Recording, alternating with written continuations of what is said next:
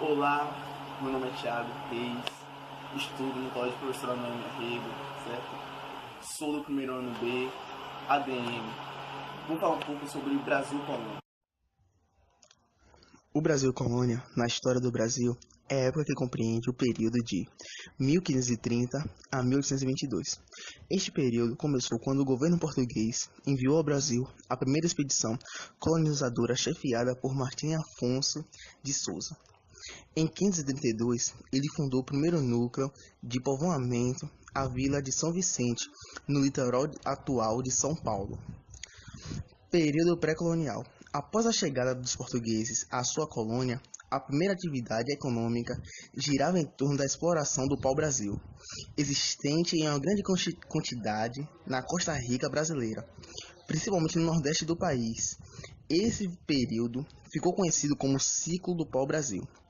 A exploração do pau-brasil foi meramente escravista e não deu origem a uma ocupação efetiva.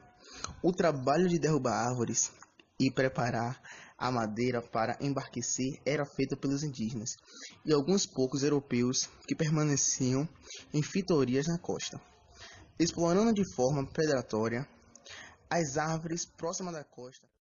Os portugueses continuaram a exploração da madeira, construindo as feitorias no litoral, que nada mais eram do que armazéns e postos de trocas com os indígenas. No ano de 1530, o rei de Portugal organizou a primeira expedição, com o objetivo de colonizar o território recém-descoberto.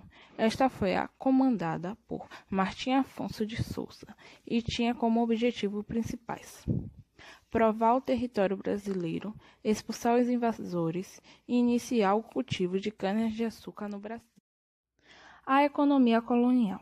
A base da economia colonial era o engenho de açúcar. O senhor de engenho era um fazendeiro e proprietário da unidade de produção do açúcar. Utilizava a mão de obra africana escrava e tinha como objetivo principal a venda do açúcar para o mercado europeu. Além do açúcar, se destacou também a produção de tabaco, algodão. As plantações ocorriam no sistema de plantation, ou seja, eram grandes fazendas produtoras de um único produto, utilizando a mão de obra escrava e visando o comércio exterior. O Pacto Colonial, imposto por Portugal, estabelecia que o Brasil só podia fazer comércio com a metrópole.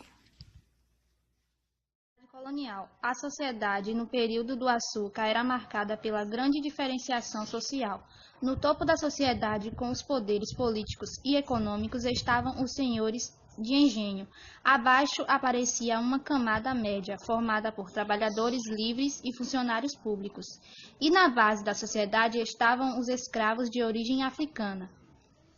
Era uma sociedade patriarcal, uma vez que o senhor do engenho exercia um grande poder social.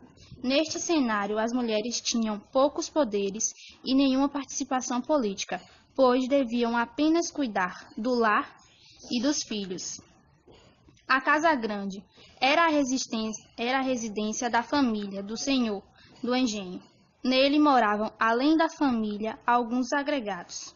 O conforto da Casa Grande contrastava com a miséria e o pessimismo de condições ingênuas das senzalas. A habitação dos... Invasão holandesa no Brasil. Entre os anos de 1630 e 1654, o Nordeste brasileiro foi alvo de ataques e fixação de holandeses. Interessados no comércio do açúcar, os holandeses implantaram um governo em nosso território. Sob o comando de Maurício de Nassau, permaneceram lá até serem expulsos em 1654. Nassau desenvolveu diversos trabalhos em Recife, modernizando a cidade.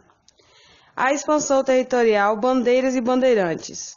Foram os bandeirantes os responsáveis pela ampliação do território brasileiro.